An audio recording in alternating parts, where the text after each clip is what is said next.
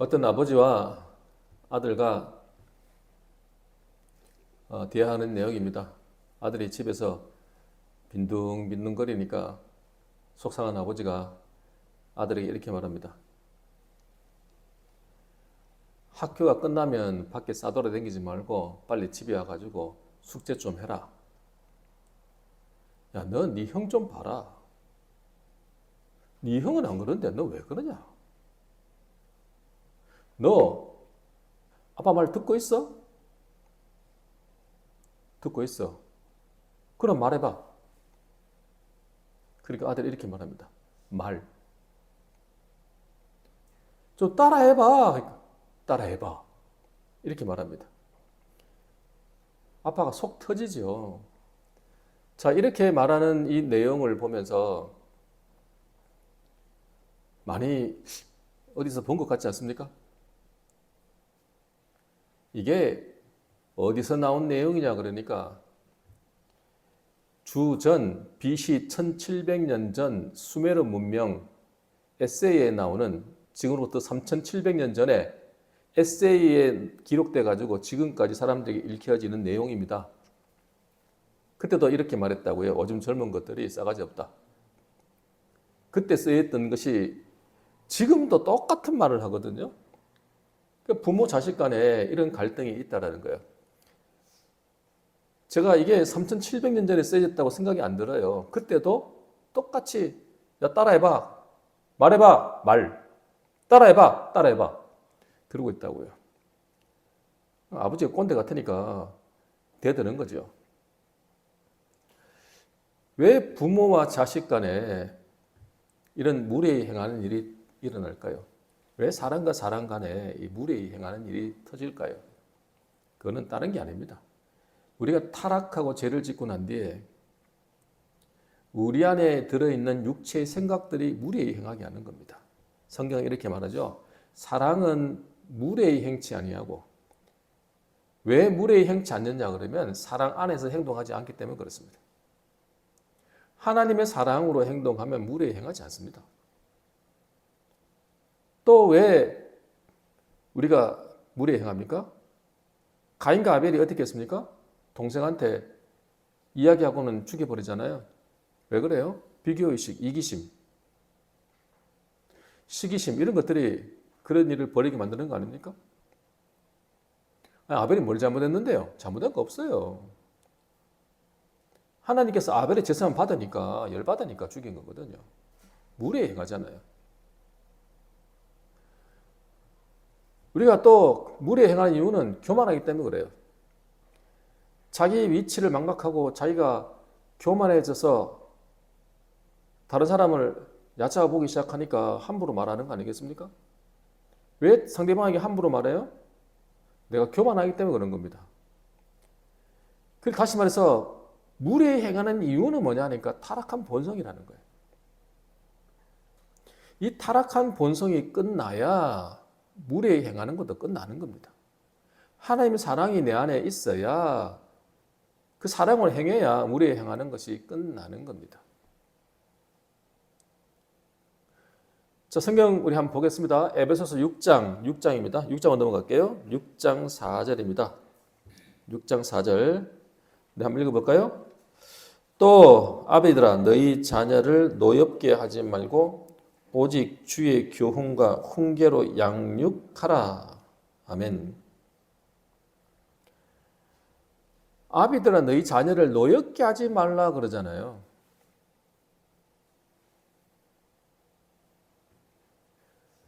자녀가 노여워하는데 이미 노여워하는 자녀를 어떻게 다룰까 이전에 노여워하도록 만들지 말라는 거예요. 그리고 주의 교훈과 훈계로 양육하라 이렇게 말합니다. 왜 성경에서 이런 말을 쓸까요? 부모가 자식을 노엽게 잘한다는 거예요. 왜 그렇습니까? 부모는 자식은 내가 낳은 자식이기 때문에 내 소유로 착각하기 때문에 그렇습니다. 나는 그래도 돼 라고 생각하기 때문에 그렇습니다. 안 그렇다라는 거예요. 주의 교훈과 훈계로 양육하라는 거예요. 다시 말해서 하나님의 말씀으로 양육하라는 거예요. 기준이 뭐냐니까 아이들을 양육할 때, 자녀들을 양육할 때 기준은 하나님의 말씀이 되어야 된다는 거예요. 그 말씀으로 양육해야 자녀들이 노엽게 되지 않는다는 이야기거든요. 근데 우리가 그렇게 하지 않습니다. 그리고 부모가 말만 하면 잔소리로 듣죠. 근데 부모가 실제로 행하고 행함을 보여주고 그리고 말씀으로 양육하면 그게 실제가 되거든요.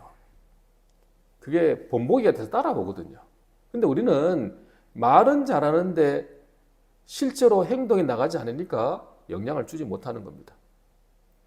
목사도 마찬가지입니다. 목사가 제일 위험한 게 그거예요. 계속해서 반복적으로 설교를 하고 하나님의 말씀을 전하잖아요. 말씀 전하는 건 잘해요. 오랫동안 저도 거의 30년 가까이 설교를 하고 있으니 말은 잘하겠죠. 근데 말을 하는 것과 실제로 사는 건 달라요. 실제로 살지 못하고 말만 하니까 영향을 주지를 못하는 겁니다. 실제로 그렇게 교육이 안 되는 거죠.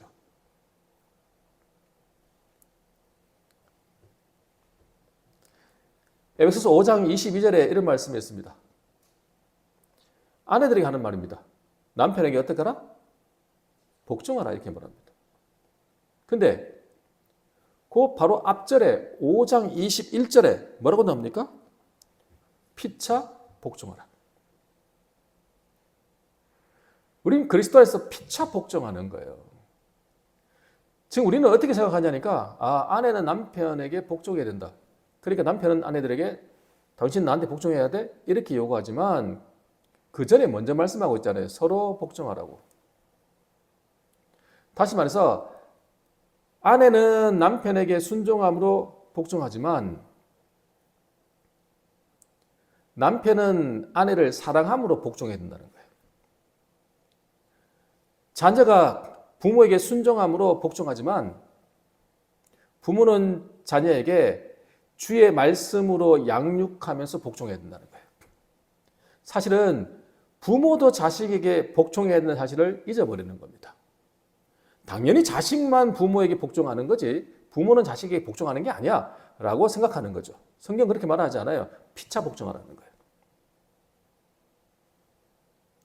우리 자녀에게 말을 함부로 해서는 안 됩니다. 왜요? 그 자녀도 하나님의 자녀니까. 육체적으로 내 자녀이기도 하지만 하나님의 자녀라는 거예요. 그러니까 그 영혼도 하나님의 자녀요 귀한 영혼이라는 거예요. 다시 말해서 그리스도 안에서는 우리는 한 형제가 되는 겁니다. 이 사실을 잊으면 안 된다는 거예요. 부모에게 가장 큰 책임이 뭐냐 그러니까 자녀를 우리에게 맡겨주셨고 주의 말씀으로 훈계하고 양육해야 되는 것이 부모가 해야 될 가장 큰 책임이라는 거예요. 할렐루야.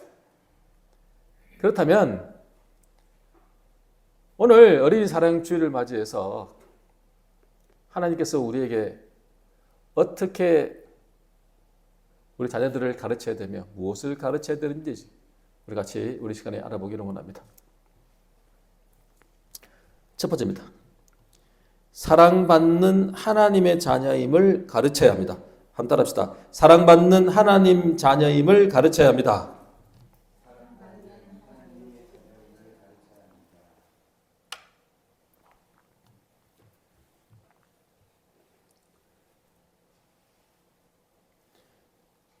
이 땅에는 두 가족망이 존재합니다.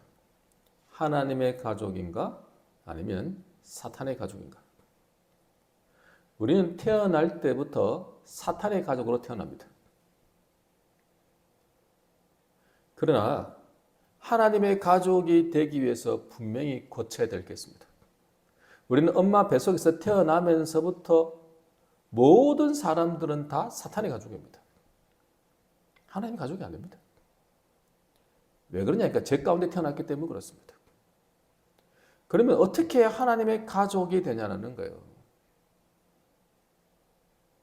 하나님의 가족이라는 단어가 성경 본문에 나옵니다. 자, 오늘 본문 보겠습니다. 에베소서 3장 14절 15절입니다. 에베소서 3장 14절 15절 말씀 우리 같이 읽겠습니다. 이러므로 내가 하늘과 땅에 있는 각 족속에게 이름을 주신 아버지 앞에 무릎을 꿇고 비노니. 아멘.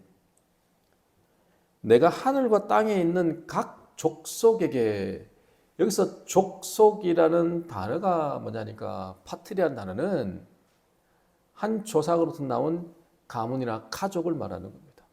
그래서 영어로 이것을 뭐라고 번역하니까 family로 번역합니다. 각 족속이라고 하는 이거를 원문 그대로 번역을 한다면 whole family입니다. 다시 말해서 모든 족속입니다. 모든 가족입니다. 하나님은 가족이라는 단어를 써요. 모든 가족. 모든 가족에게 이름을 주셨다는 거예요. 그분이 누구예요? 하나님이라는 거예요.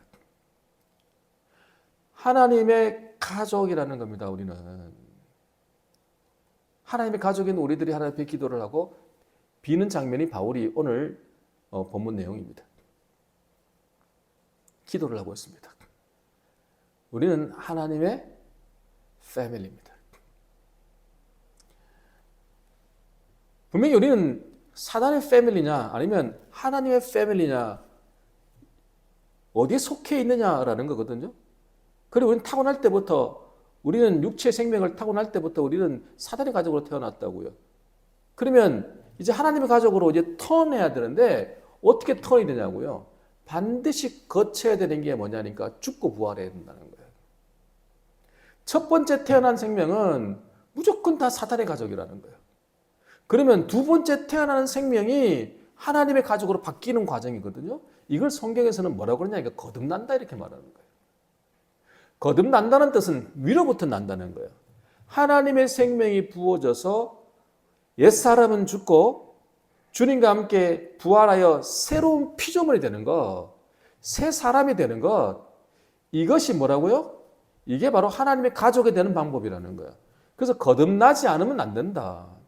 우리가 죄인임을 알고 회개하고 믿음으로 우리 주 예수 그리스도를 우리의 구세주로 영접할 때 우리는 하나님의 패밀리가 되는 겁니다.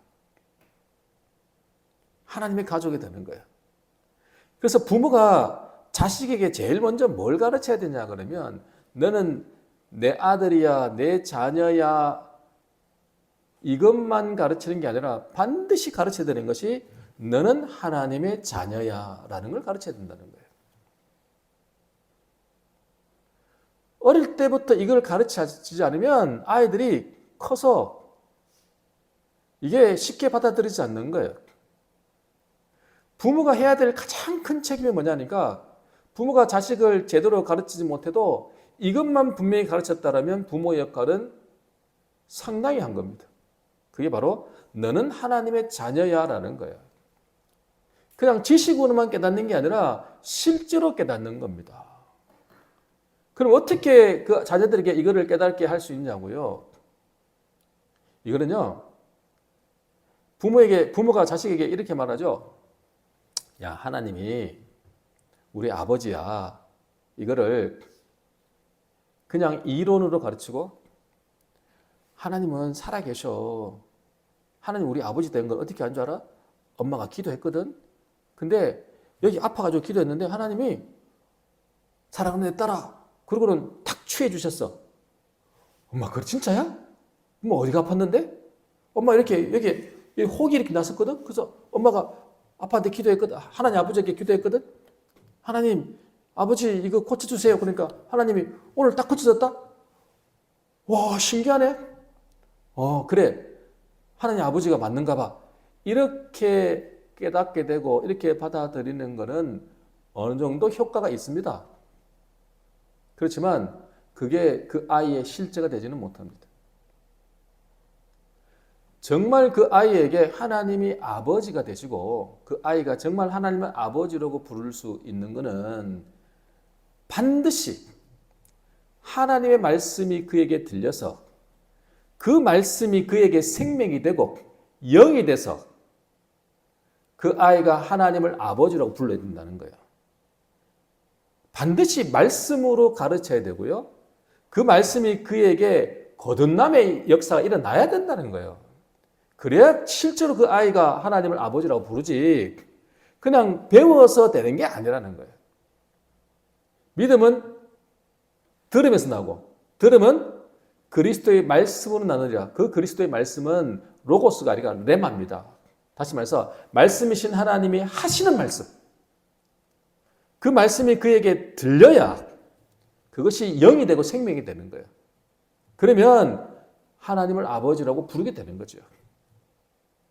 그 말씀을 자꾸 신겨줘야 됩니다. 근데 그 하나님이 어떤 하나님인가를 가르쳐줘야 되겠죠. 요한 1서 4장 16절에 하나님은 사랑이시라라고 말씀해요. 여러분 너무 잘 아는 말씀입니다. 요한복음 3장 16절요. 하나님이 뭘 사랑해요? 하나님이 세상을 이처럼 사랑하사 독생자를 주셨으니 이는 그를 믿는 자마다 멸망하지 않고 영생하게 하려 하심이라. 하나님이 뭘 사랑했어요? 세상을 사랑해서 누굴 주셨어요? 독생자를 주셨다는 거예요. 믿는 자마다 멸망치 않고 영생을 얻게 한다는 거죠. 요한복음 16장 27절입니다. 제가 읽겠습니다. 이는 너희가 나를 사랑하고 또 내가 하나님께로부터 온 줄 믿었으므로 아버지께서 친히 너희를 사랑하심이라. 예수님께서 고난받기 전에 십자가의 순환을 받기 전에 제자들에게 하시는 말씀이거든요. 하나님께서 친히 사랑하신다는 거, 그걸 가르치는 거예요 지금.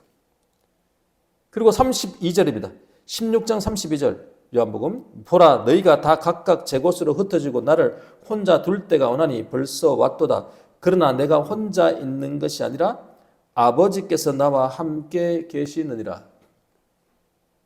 너희들 다 떠나갈 때가 됐다. 그러나 아버지께서 나 혼자 두지 않으시고 나와 함께 계시다. 이 말을 지금 제자들에게 해주는 겁니다. 고난받기 전에, 시련을 닥치기 전에 제자들이 다 도망갈 거라 하시고. 뭘 딱 심어주자 그러면 하나님은 나를 사랑하신다. 근데 너희들도 사랑하신다. 친히 사랑하신다. 그리고 하나님이 나와 함께 하신다. 나 혼자 안 내버려 두신다. 역시 너희들과 함께 하시고 너희를 버려두지 않아? 그걸 가르쳐 주시는 거예요. 우리가 자녀들에게 뭘 가르치냐면요. 하나님은 너 혼자 내버려 두지 않는 분이야 라는 가르쳐야 됩니다. 하나님은 사랑이시고 하나님께서 엄마를 사랑하거든. 근데 하나님은 엄마만 사랑하는 게 아니고 너를 사랑해. 너를 사랑한단다. 그거 알아야 돼.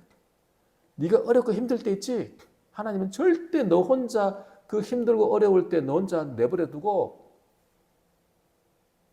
버려두시는 분이 아니야. 하나님은 반드시 너와 함께 하셔. 그걸 전해주라는 거예요 지금. 그걸 가르쳐주라는 겁니다. 지금 에베소 3장 14절을 보면서 우리가 뭘 느껴요?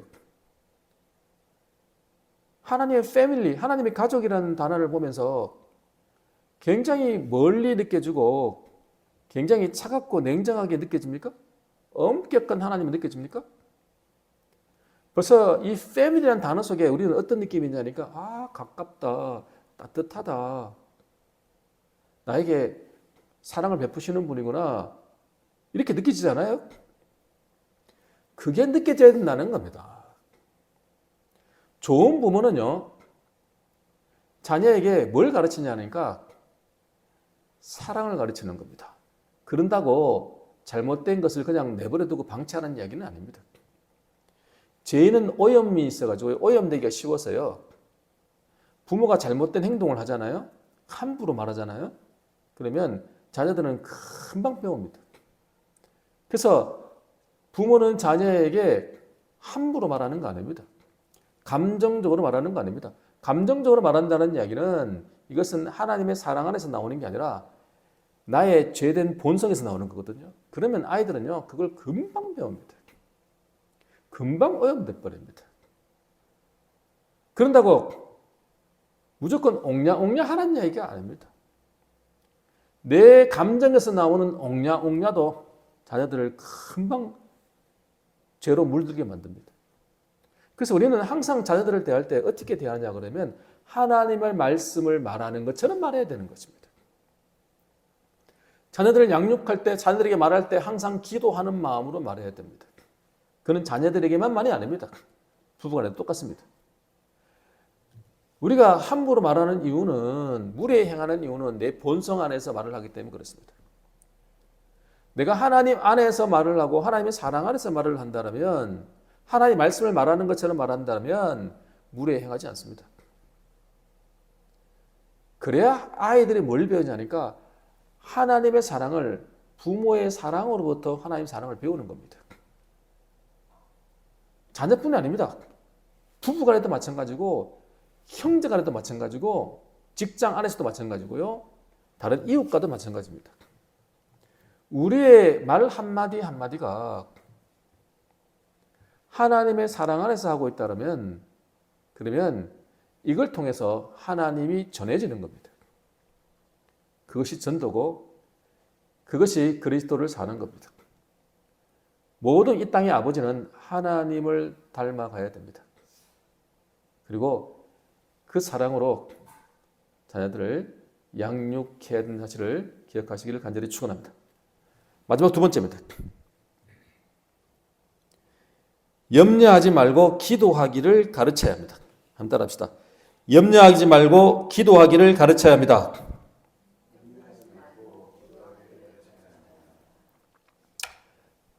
우리 성경 한번 찾아보십시다. 마태복음 6장 26절 27절입니다. 마태복음 6장 26절 27절입니다. 같이 읽겠습니다. 공중의 새를 보라. 심지도 않고 거두지도 않고 창고에 모아들이지도 아니하되 너희 하늘 아버지께서 기르시나니 너희는 이것들보다 귀하지 아니하냐? 너희 중에 누가 염려함으로 그 키를 한 자라도 더할 수 있겠느냐? 아멘. 공중에 나는 새는 뭘 한 게 없습니다. 뭐 심은 적도 없고 거둔 적도 없고 창고에 모아 들인 적도 없는데 하나님께서, 하늘 아버지께서 기르신다는 거예요. 근데 하물며 너희는 공중의 새보다 더 귀하지 않냐는 거예요. 그러면 하나님께서 안 기르시겠냐는 거예요. 염려함으로 너희 키를 한 자나 더 할 수 있겠냐는 거예요.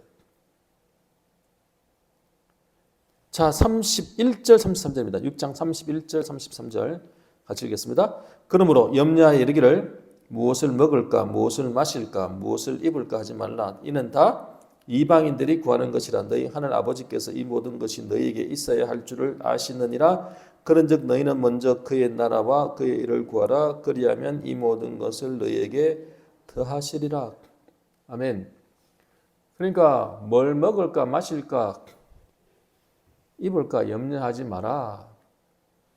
하나님 다 하신다. 하나님 우리의 필요를 다 하신다는 거예요. 그래서 먼저 그의 나라와 그의 의를 구해라. 하나님 나라를 구하고 하나님 의를 구해라. 그러면 이 모든 걸 더해 주시겠다라는 거예요. 성경 하나 더 읽을게요. 마태복음 7장 11절입니다. 마태복음 7장 11절 같이 읽겠습니다. 너희가 악한 자라도 좋은 것으로 자식에게 줄 줄 알거든 하물며 하늘에 계신 너희 아버지께서 구하는 자에게 좋은 것으로 주시지 않겠느냐. 아멘. 악한 자도요, 자기 자식에게는 좋은 걸 준다는 거예요.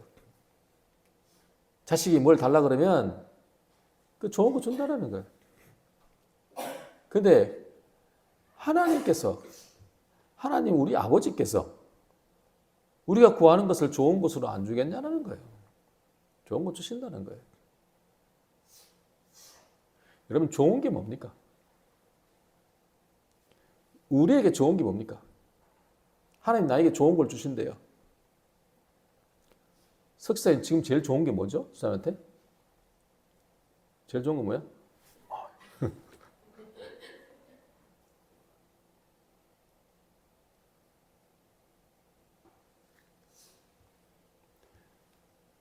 병든 사람에게는요, 질병이 들어서 고통받는 사람에게 제일 좋은 건 뭘까요?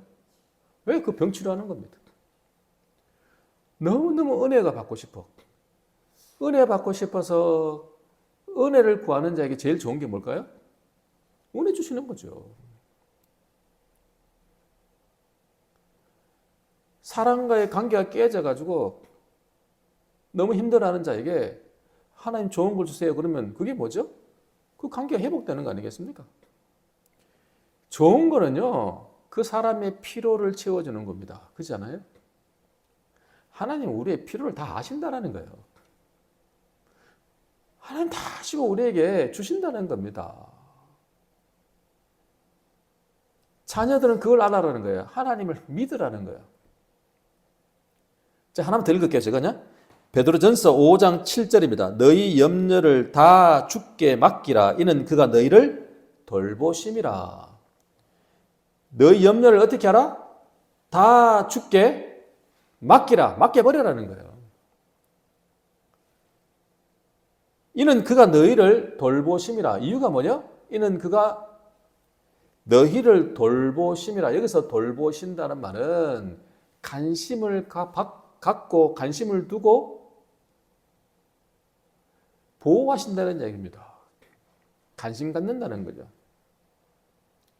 저는 우리 최 목사님이 머리 깎은지 몰랐어요.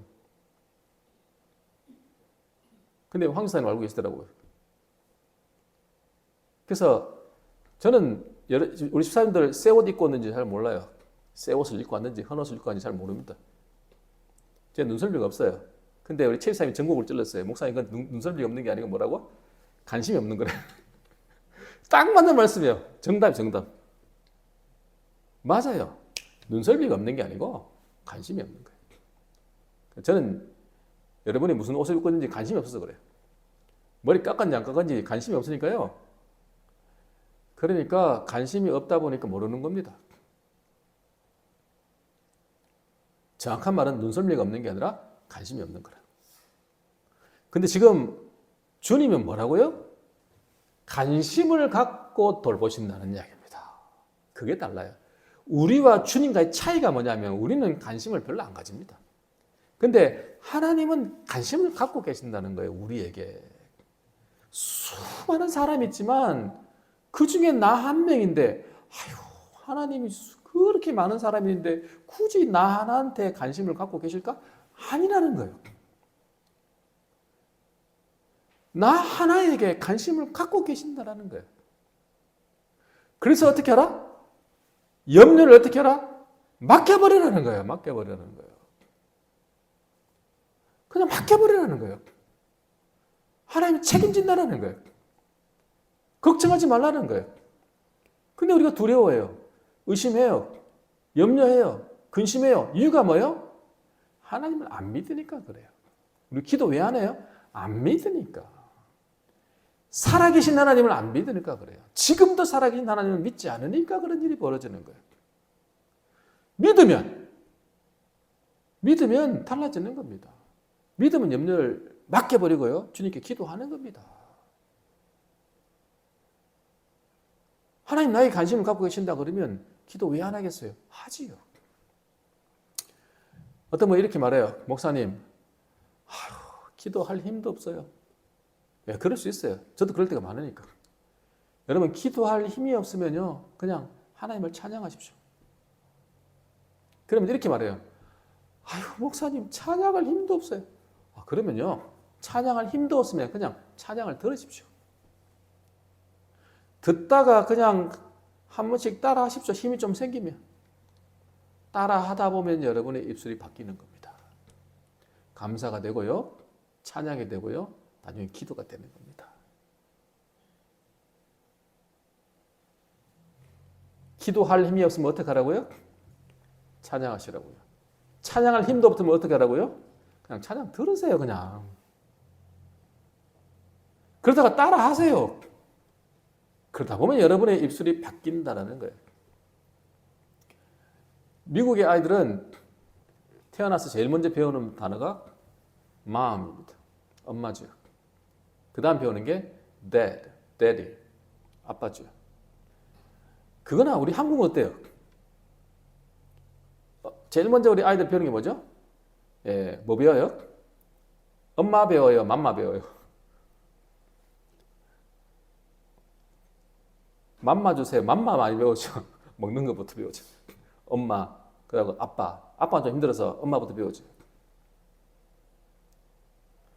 우리는 아이들이 학교 가가지고 제일 먼저 배우는 게 뭐죠? 예, 욕부터 배우죠. 우리 청소년들 막 언어, 속어, 비속어 이런 거 많이 쓰잖아요. 미국 아이들이 제일 먼저 배우는 게 mom, 그 다음 배우는 게 dad, 그 다음 세 번째 배우는 게 thank you입니다. 여러분, thank you는요, 발음이 번데기 발음 되기 때문에 발음이 어렵습니다. 그 어려운 단어를 먼저 배웁니다. 그래서 물건을 사고 팔아도 서로서로 뭐예요? thank you를 말습니다. 근데 우리는 한국 사람이 정말 잘 쓰는 단어가 있습니다. 어떤 단어요?